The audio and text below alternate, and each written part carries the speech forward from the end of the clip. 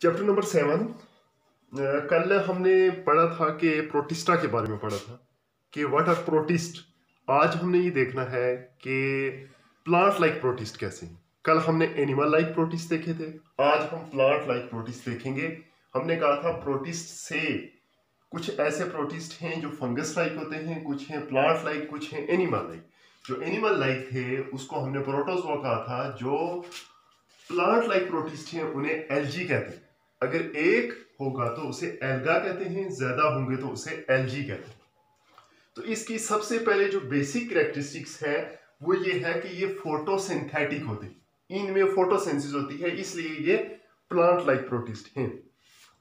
हमारी terrestrial ecosystem या अर्थ में जितनी भी फोटोसिंथेसिस है उसमें 50 to 60% जो फोटोसिंथेसिस है वो प्रोटिस्ट से होती है। प्रोटिस्ट से 50 to 60% फोटोसिंथेसिस होती है। अब क्वेश्चन ये है कि why protist are not placed in plant group due to the presence of photosynthetic pigment और फोटोसिंथेसिस। तो उसका आंसर ये है कि इन्हें प्लांट लाइक प्रोटिस्ट को प्लांट में इसलिए नहीं रखा ड्यू टू सर्टेन डिफरेंस। इसके डिफरेंस हम देखते हैं कि what is difference between plant and algae. Plant और एल्गी में क्या डिफरेंस है? तो सबसे पहला जो डिफरेंस है वो ये है कि plant are multi cellular while algae are unicellular or filamentous or multicellular। ये जो मल्टी सेलुलर हैं, प्लांट भी मल्टी सेलुलर हैं, ये भी मल्टी सेलुलर हैं, लेकिन एक डिफरेंस है वो ये कि इसके अंदर मल्टी सेलुलर सेक्स ऑर्गन होते हैं। फ्लावर के अंदर जब हम देखते हैं एंथ्रीडिया आर्चिगोनिया या एंथ्रीडिया आर्चिगोनिया की बात होती है तो उसमें वो मल्टी सेलुलर सेक्स ऑर्गन, जबकि इसके अंदर यूनिसेलुलर सेक्स ऑर्गन, इसलिए इसको सिंपल मल्टी सेलुलर भी कहते हैं।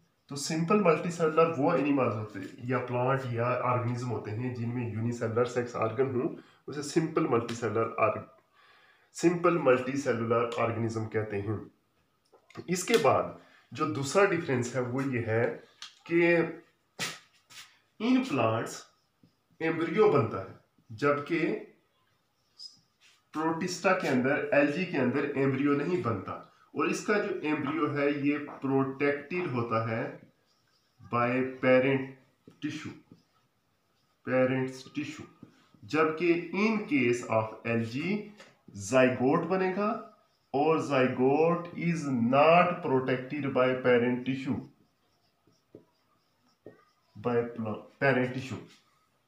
ये एक डिफरेंस हो गया। इसके बाद जो प्लांट्स हैं ये मोस्टली टेरेस्ट्रियल होते हैं, जबकि एल्गी आर मोस्टली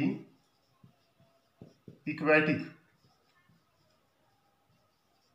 होते हैं। ये पानी के अंदर रहते हैं, फ्रेश वाटर या डैम्प प्लेसेस या वेट प्लेसेस के अंदर होते हैं।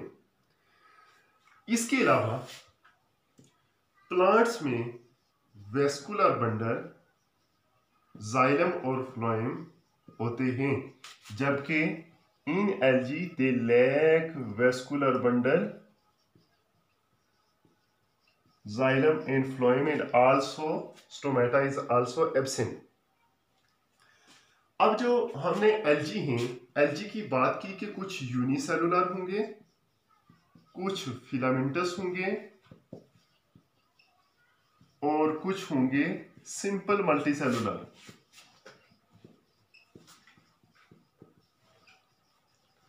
ये जो यूनिसेलुलर एल्गी हैं, ये इसके एग्जांपल है क्लोरीला।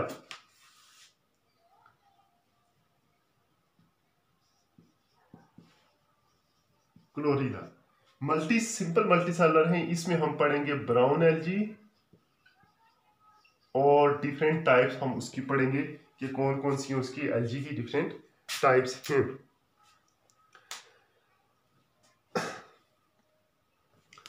अब ये जो एल्गी हैं ये पॉलीफाइलेटिक ग्रुप इन्हें कहते हैं। पॉली कहते हैं मेनी, फाइलेटिक लीनिएज कहते हैं शजरा नस्ल, यानी कि उसका ओरिजिन जो है इसका कोई कॉमन ओरिजिन नहीं है, तो इसलिए इसे कहते हैं polyphyletic, no common origin, no common origin.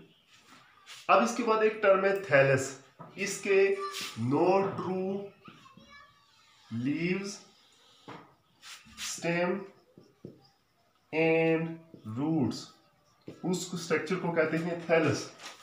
तो इसके ये थायराइड स्ट्रक्चर है, थैलस होता है, इसके ट्रू रूट्स या वेस्कुलर बंडल भी नहीं होते इसके। अब इसके अंदर देखते हैं कौन से पिगमेंट पाए जाते हैं। तो इसके अंदर chlorophyll A, chlorophyll B, carotenoid, टीनाइड और जेंथोफिल होते हैं, जेंथोफिल पिगमेंट होते हैं। अब ये जो पिगमेंट है अब इसमें किसी भी स्टेज में फ्लैजिलेटेड मोटाइल सेल होते हैं, एक को छोड़ के, सिर्फ और सिर्फ रेड एल्गी को छोड़ के, रेड एल्गी इसको छोड़ के बाकी सब हैं उनके लाइफ की स्टेज में किसी ना किसी स्टेज पर फ्लैजिलेटेड मोटाइल सेल, यानी जिनके साथ फ्लैजिला भी हों और वो मोटाइल सेल मौजूद होते हैं। सबसे पहले है वो है यूग्लिनाइड, यूग्लिनाइड, यूग्लिना इसके अंदर शामिल है। ये वो ऑर्गेनिज्म है जिसके बारे में काफी अरसे तक बहस रही कि इसको प्लांट में रखा जाए या एनिमल में। तो इसकी एक एग्जांपल थी यूग्लिना। अब यूग्लिना की स्ट्रक्चर आपने देखी होगी, उसका फ्लैजिला होता है, इसके अंदर पिगमेंट्स होंगे, क्लोरोफिल वगैरह होगा, न्यूक्लियस होगा। तो इसको पहले डिस्कस किया जाता रहा प्लांट में रखा जाए या एनिमल में रखा जाए। तो पहले कुछ साइंटिस्ट ने ये कहा ये प्लांट लाइक है इसलिए कि इसके अंदर फोटोसिंथेटिक पिगमेंट्स है, क्लोरोफिल ए बी है। फिर कुछ ने कहा एनिमल लाइक है, इसलिए कहा कि समटाइम्स ये अपने पिगमेंट को लूज पिगमेंट लॉस करता है और डीप इन सी जाके तो इंजेस्ट करता है लाइक एनिमल, फूड को इंजेस्ट करेगा, हिट्रोट्रॉफ बन जाता है। तो लिहाजा ये प्लांट लाइक भी हुआ और एनिमल लाइक भी हुआ। तो इसके आरएनए सीक्वेंसिंग से पता चलता है ये ज़ूफ्लैजिलेट से ज्यादा क्लोज है। इसकी भी पहली गल होती है जिस तरह ज़ूफ्लैजिलेट की थी, इसकी भी सिलिएट की थी, ज़ूफ्लैजिलेट से ज्यादा क्लोज होगा according to their RNA sequencing. अब इसमें कुछ और भी ऑर्गेनिज्म इंक्लूड हैं एल्गी के अंदर। सिर्फ यूग्लिना पहला ऑर्गेनिज्म था, इसके अंदर यूग्लिनाइड एक ग्रुप है, उसके अंदर बेशुमार टाइप्स आ जाएंगी। तो लिहाजा ये प्लांट लाइफ भी था और एनिमल लाइफ भी था। अब इसमें दो और एल्गी हैं, डाइनोफ्लैजिलेट और डायटम। इसमें कंपैरेटिव फॉर्म में हम देखेंगे बोथ आर यूनिसेलुलर एल्गा, तो इसलिए हमने इसको कंपैरेटिव फॉर्म में लिखा है।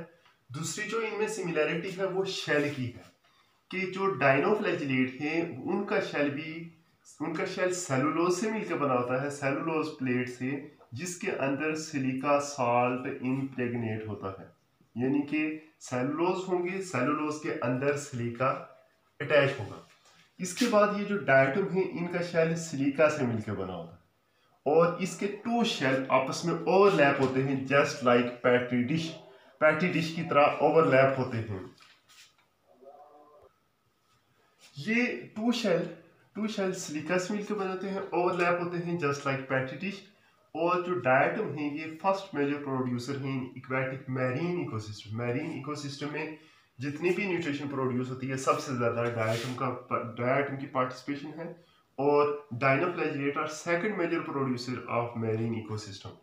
ये जब बहुत ज़्यादा इकट्ठे हो जाते हैं वाटर के अंदर, पॉपुलेशन एक्सपल्शन होता है, यानी कि बहुत ज़्यादा उनकी पॉपुलेशन बढ़ जाए तो रेड टाइड्स बनाते हैं, यानी कि उसकी जो लहरें हैं उसका कलर रेड हो जाता है, उसे रेड टाइड कहते हैं।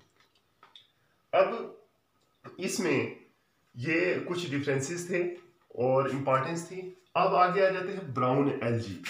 जो भी ब्राउन एल्जी हैं इन्हें जेंट प्रोटिस्ट कहते हैं। सबसे बड़े जो प्रोटिस्ट हैं वो जेंट एल्जी हैं।